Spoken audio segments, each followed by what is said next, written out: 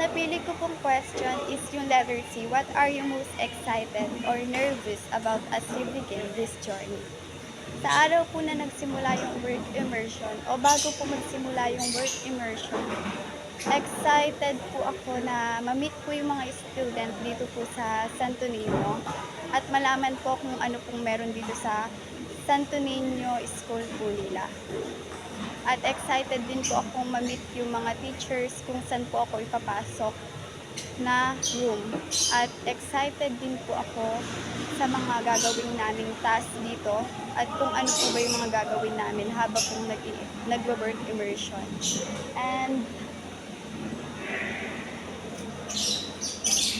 may konting kaba lang po dahil po sa mga student kung paano po nila tratuhin yung mga bisita nila at kinakabahan lang din po ng konti kung paano po namin natatapos yung work immersion dito.